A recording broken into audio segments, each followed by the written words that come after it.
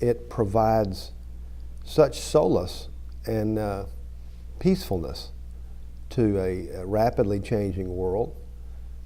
It's much more than a golf course, at least to me.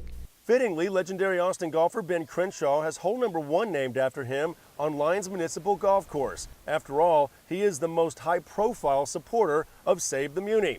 Now, Gentle Ben was the youngest player to win the Men's City Championship at Old Muny back in 1967, which is also the same year that current Lyons Municipal head golf pro Lloyd Morrison began working at the West Austin course.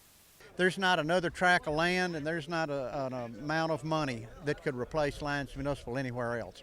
This is the only place it can be. It's a place to recreate that is unlike any other place in Austin.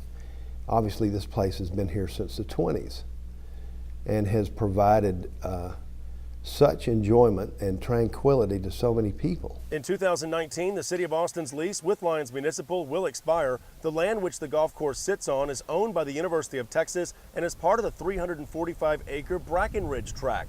Colonel George Brackenridge donated the land to the UT system in 1910. But that land is very valuable and is on the banks of Lady Bird Lake that runs through downtown Austin.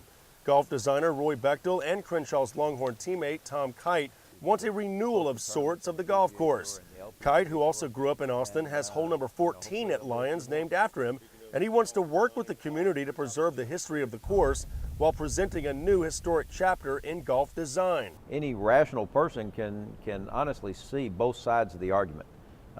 You can sit there and see one of the most valuable pieces of property, undeveloped property in Texas, just sitting there at the hands of the University of Texas, where the legislature is cutting budgets and it's more and more difficult for the alumni to make these huge donations, and the university is having to cut, and they got a piece of property there that is worth multi-millions, and they're getting basically nothing for it. To truly understand this story, you have to look at the history of this course, which opened in 1928 and was recently given a historical marker for being the first golf course south of the Mason-Dixon line to desegregate. General Marshall was a caddy at Lyons Municipal in the late 1940s and early 50s and was among the first African Americans to play golf at Old Muny.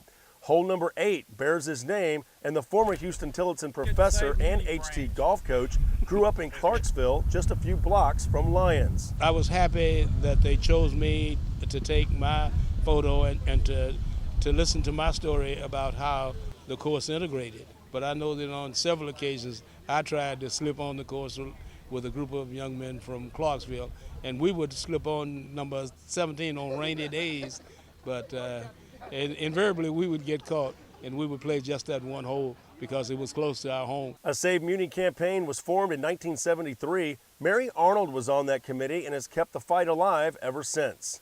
The Board of Regents appointed a committee to look at the history and future of the Brackenridge Tract, and that group came back and said, don't extend the lease beyond 2019 and do a master plan for the whole thing, including the golf course. So we may have it until 2019, but we would prefer to have an answer now to say that we can keep it forever.